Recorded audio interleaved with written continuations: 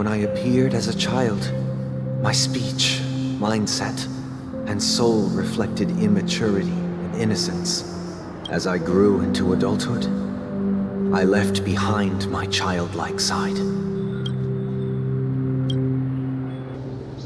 I humbly request your blessings, esteemed advocate of Shipe. Come to me, my kinship. I have sought their presence with us. As you wish. I have faithfully served the Alfalfa family for nearly a decade, promoting the path of the harmony to the best of my ability. However, I made a mistake yesterday. While I was preparing dinner for the family head, I accidentally dropped a prepared dish on the floor. Out of laziness, I lied and claimed that everything was ready. Although the head has dismissed me as punishment, it has been tough to sleep with the guilt still gnawing at me, as I worried that the seeds of evilness may have taken root in my soul. So, I confess to you now, to seek atonement for my sins. Do you sincerely repent and vow to change your ways? Yes. Have you examined your soul and confessed all your sins? Yes. Are you willing to accept the process of atonement? Yes. Very well. Show your dedication and goodwill to the family, and you shall be reinstated among them. Now, please, leave in peace. Oh, praise Shipe. And thank you, esteemed advocate. Next, please step forward. I wholeheartedly confess to you. Please, pardon my sins. Rest assured, I have implored their presence to be with us.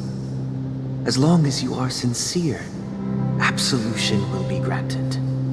Oh, great. You know, I arrived in Penacony as a stowaway. I sold everything to get a ticket. My house, my land, and my 2 children. I see. Please, go on. My children were starving, and I hoped they'd have a chance at survival if they became slaves here. If I can strike it rich here, I'll lift them out of that situation and give them the life they deserve. But the Bloodhound family got wind of it. They're on my tail, hunting me down. I thought I could bring my kids here. It was all my fault. All my fault. The family is ready to forgive all sinners.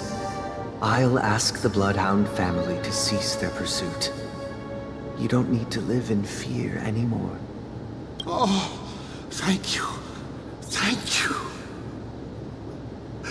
I'll work my hardest to redeem my children and make them part of the family.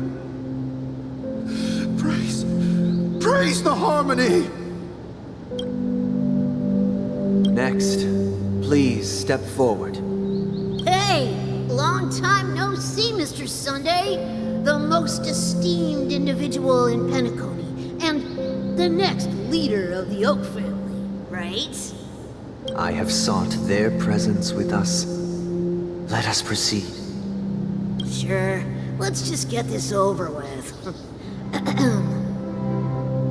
I have sinned. Please forgive me. I wasted half a pizza at breakfast, and a bottle of Soul Glad. That's it. Nothing more. When we wrap this up, I've got a robo-ball game to catch, you know? Do you seek to atone for your sins through good deeds? My sins? Starting to sound like a saint, huh? Well, let me tell you something. Neither the family nor you have the right to judge me. You think nobody knows what your precious family has done? About the watchmaker? Huh? Don't kid yourself, Featherbrain. Those dream chasers might be fooled by your act, but don't fool yourself. Before you start spouting off your holy verses, answer me this. Where does the power of the Oak family come from? And your power? What makes you think you can sit there, all high and mighty, looking down on everyone else? Well, I've spent enough time in confession today to enter the Harmony's paradise, right? Then I'll take my leave. Good luck with your election, and, don't make me regret my investments in you.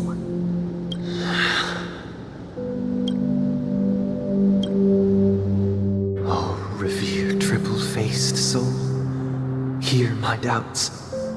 Who can judge the strong when their power hides their crimes? Who can vouch for the weak when they will pay any price to survive? Who can comfort the purest souls when even they get led astray? If the strong defending the weak is truly the foundation of paradise, then who is responsible for the suffering and anguish in this wretched world? Brother? Brother? Brother, are you all right? I'm fine. I've been working long hours, and I just made a trip to Dreamflux Reef and back. So, I'm a bit out of sorts. But it'll all be over before we know it. You've been working non-stop on the Charmony Festival, Mr. Sunday, and no one could have predicted this incident. Even if the Stellaron does pose a grave threat, I still feel sorry for all the trouble we've caused you. No need to worry about troubling anyone. The Charmony Festival was meant to spread joy and harmony across the cosmos. But now that we know the truth, I'm afraid we'll have to cancel it. It has always been our wish to make everyone happy, so... we'll do our best to explain everything to the Dream Master. I'm sure he'll understand. Even if the negotiation does not go smoothly. I'll refuse to go on stage. Without the Chordmaster, the Harmonious Choir would not arrive, and the Charmony Festival would be just a grand performance, and nothing more. I'm relieved to see your determination. You know, since arriving in Penacony, we haven't had any contact with this Dream Master himself. I'd heard of the heads of the 5 major lineages, but the Dream Master is a mystery to me. The Dream Master rarely grants an audience, even for us. But, given the urgency of the situation, he's agreed to meet us in person. Perhaps you'll be the first guest to meet the Dream Master in years, Mr. Yang. Let's hope we can reach a consensus that satisfies everyone. Indeed. Let us hope so. It's about time. We'll have to get ready for the meeting.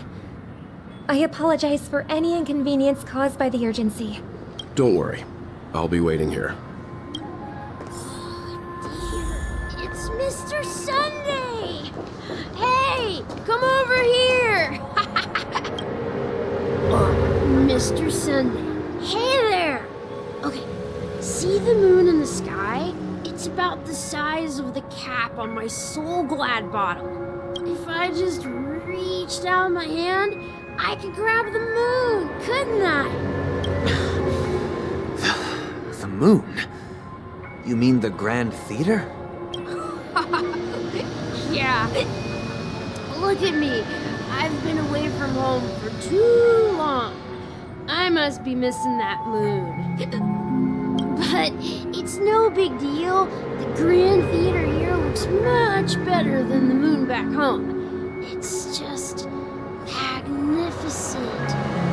They told me not to sell everything I had just to come to Penacony. How short-sighted. Selling everything you had. Why would you go to such lengths? Why? Can't you see? Life back home is miserable. That's not really living at all. It's better to be here at Penacony. No pain, no worries about tomorrow, just sweet dreams. You can do whatever you want. That's what I call living. Yeah, now this is the life. Is this truly living? Huh? What did you say, young lady? I didn't quite catch that. Oh, it's nothing, sir. You see, the traffic on Glock's Avenue can be dangerous. How about I ask a Bloodhound family member to escort you to Ideen Park over there, so you can continue enjoying your sweet dream? Oh, yeah, that's a great idea. Wow. No wonder you were the leader of this sweet dream. You're totally a lifesaver. See you around, Mr. Sunday. And it was nice chatting with you.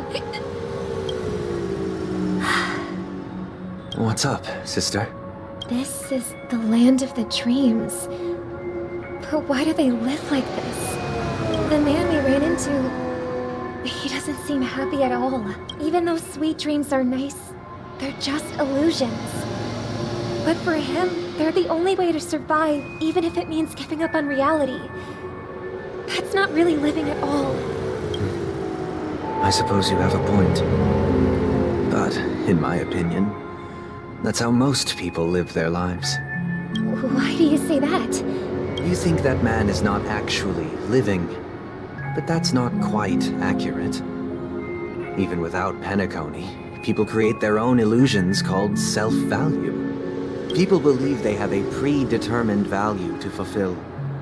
Gaining value means gaining power, and those deemed worthless are seen as the weak. However, value doesn't come out of thin air, and there's a limit to it. To accumulate value, people have to take from others. So, the weak get exploited and oppressed. Are you suggesting that this is not how things should be? Exactly. But, ironically, people don't think there's anything wrong with it, because they uphold the illusory notion of self-value, and even the weak believe in it. The survival of the fittest. That's where all the tragedies in the world come from. People come to the sweet dream in Penacony to escape from that reality and find solace. No tragedies exist here, only happiness, although in its nascent form. Isn't that the same paradise we yearn for in our dreams? Perhaps that man is just an exception. Let's not jump to conclusions. We should experience the dreamscape ourselves, just as I did at Dreamflux Reef. Yes, seeing is believing. I'll accompany you. The Dream Master hasn't shown up yet, so we have some time for a stroll.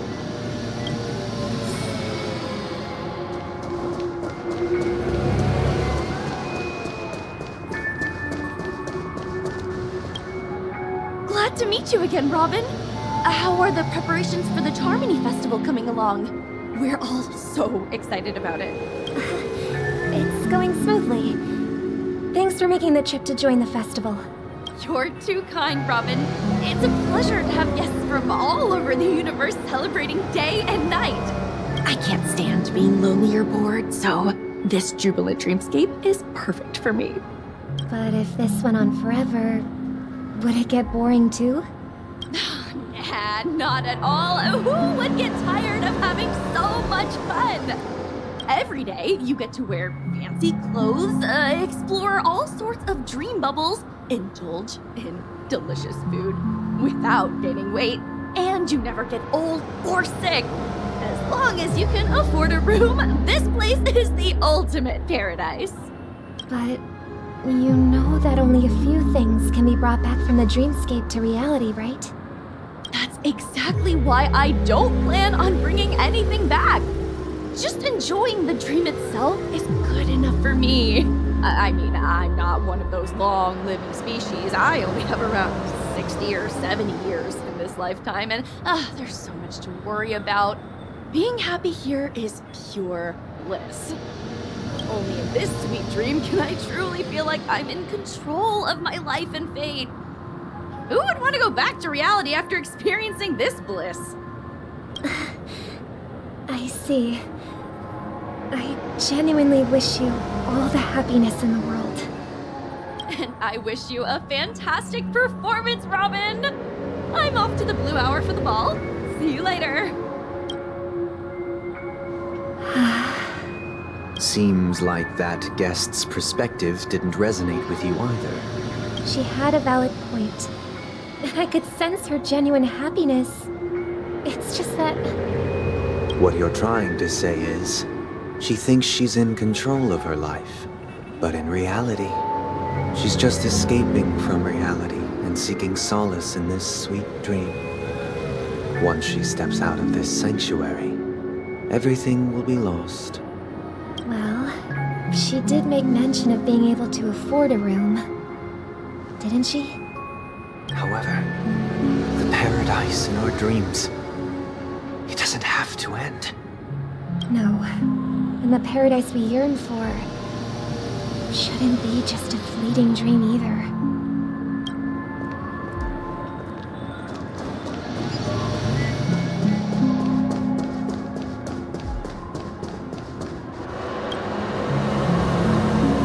The scenery in this dreamscape is truly breathtaking, isn't it? Oh, Robin. Can't believe I'm meeting you in person here. What an honor. You're right. Even though time stands still in this dreamscape, it always feels fresh.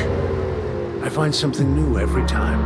Philosophical mind. I hope I'm not intruding. Oh, not at all. No. With little time left, I yearn for meaningful conversations, especially with someone as esteemed as you. Do you mind if we chat?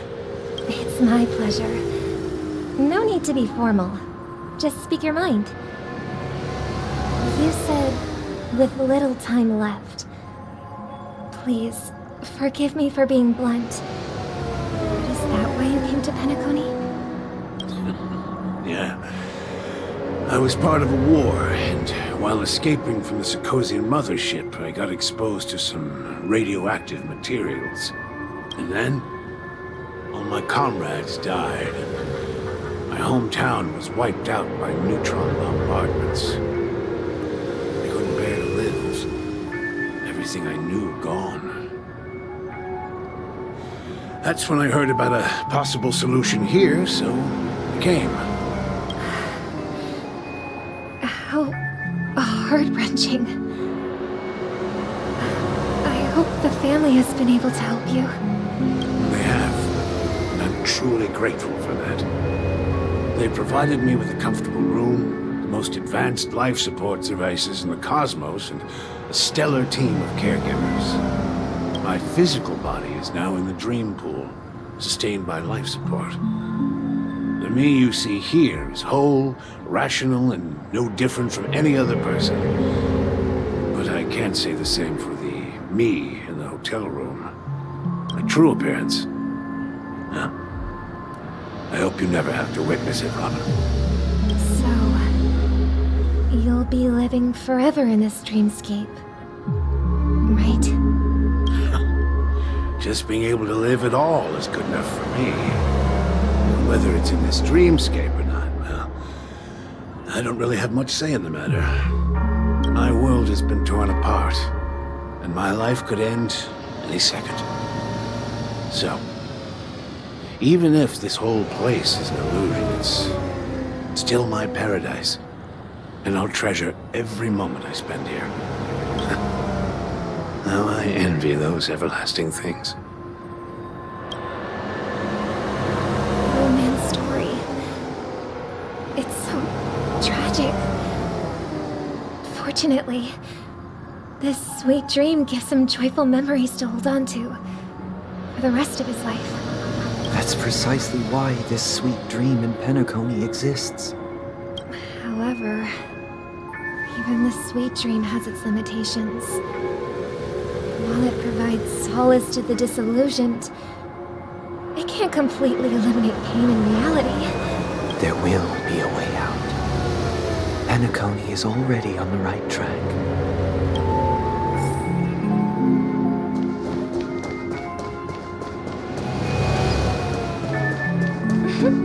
Look what we have here.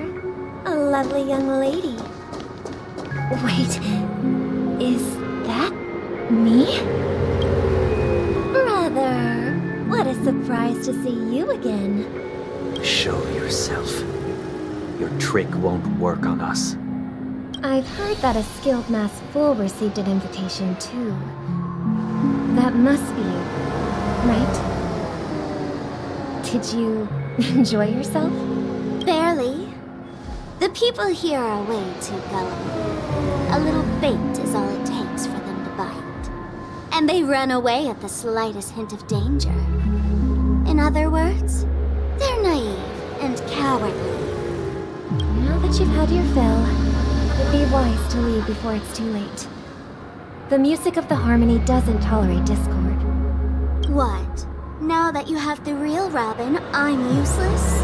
Oh, how disheartening. I've done so much for the family. You should be thanking me, because if it weren't for me cleaning up this mess, Penacony would still be in shambles. Don't you think? That was a personal request from the head of the Iris family, and it has nothing to do with us. Step aside and stop causing trouble for the Charmony Festival. The Charmony Festival? You think you can scare me? You think I've no idea what you're planning? I don't care what you're thinking, chicken wing boy. But I'm pretty sure lovely Robin won't be appearing on stage. After all, you're well aware of what a sorry state this dreamscape is in under the banner of harmony. Penacony, the land of the dreams. Is this truly the paradise you desire? Stop it. What's the rush, chicken wing boy? Did I get to you? Our paradise is none of your concern, masked fool. Leave now, or the family won't tolerate you anymore. All right. I'll go. But Robin, I suggest you seriously consider this. Do you really believe those living in dreams can escape pain and find true happiness? Well, I've done my part, and now I'm simply waiting for the fireworks to begin. Here, the last 2 gifts for both of you. And don't lose them. If by some unfortunate chance the Charmony Festival starts against all odds, remember to use them during the show. And it'll be thrilling. Bang! I heard a raven cawing in the distance. It seems the Dream Master will arrive soon.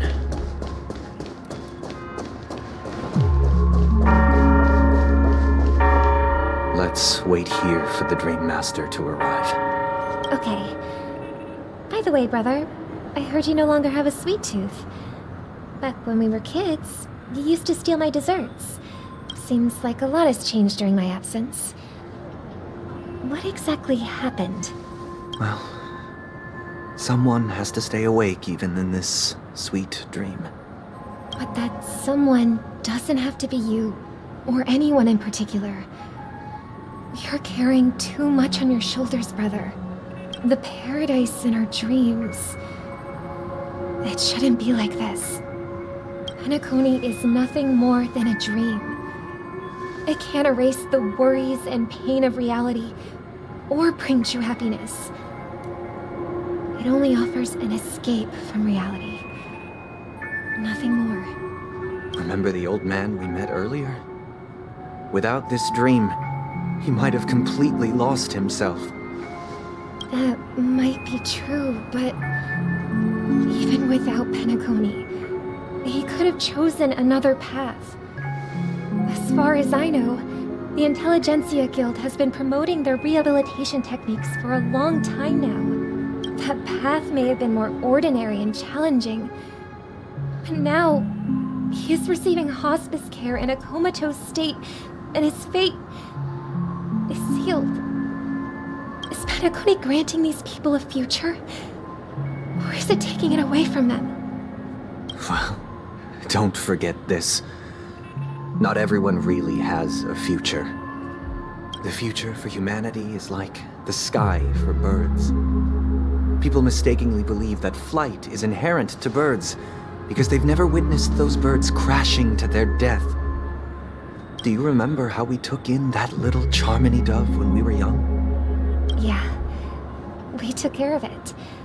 Provided food and water, groomed its feathers. And later, when I decided to leave Penacony, I opened the cage and set it free.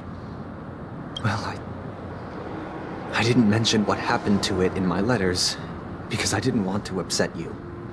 Shortly after you left, it crashed to its death right in front of your window. I had surmised as much. I knew you wouldn't have avoided mentioning the bird for no reason. Despite that unfortunate outcome, I still believe it was the right decision. Birds aren't meant to spend their lives in cages. They belong in the sky, even if they can't fly. But here's the thing. If there are birds in this world that can never fly, can we really assert that they belong in the sky? Are you implying that the same goes for humans too? Let's take the Astral Express as an example. The Nameless made tremendous efforts to bridge worlds, gaining fame across the universe. However, only a few extraordinary individuals can endure such a perilous journey. That's because the pursuit of the Trailblaze exceeds the capabilities of ordinary humans.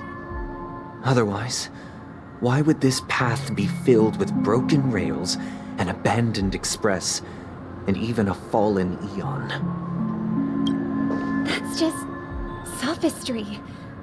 If that were true, then only the powerful would have the right to determine the future.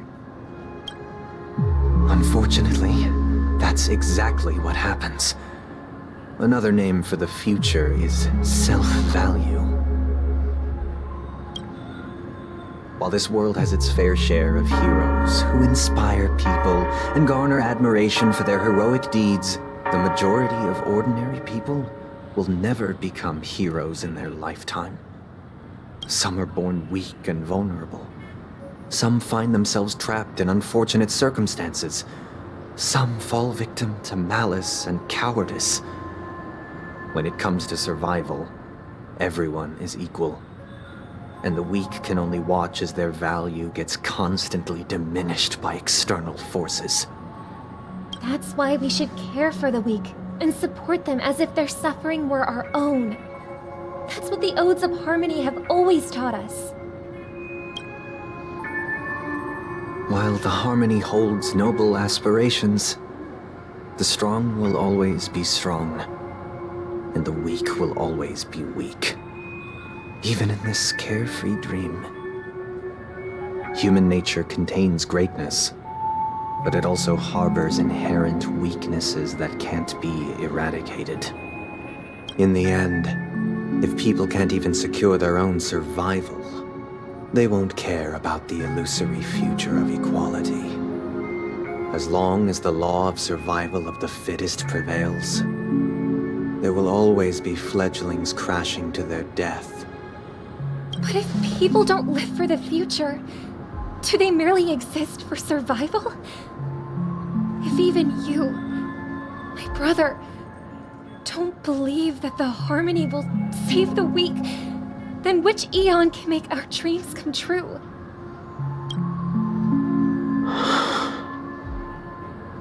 People often forget that when the first bird took flight, the entire world envisioned a future where no more fledglings would ever crash to their death. Are you reading, sister? What are you reading? Mr. Gopherwood gave me a picture book. It's about the story of the harmonic strings. If I could become a chord master, I'd like to summon Dominicus, the harmonious choir. I want to sing with everyone and spread our wishes so that all can feel happiness and joy.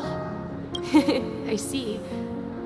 Then I would summon the harmonious choir too. Don't you have a wish of your own, brother? Of course I do. It's just that it includes your wish and everyone else's. I long for a true paradise where everyone can find peace. Then let's build a stage there and invite everyone to our performance so that both our wishes come true through the power of the harmonious choir. It's a deal then. Yeah, it's a deal. But how can I become a chord master? Maybe you will have to become a star first.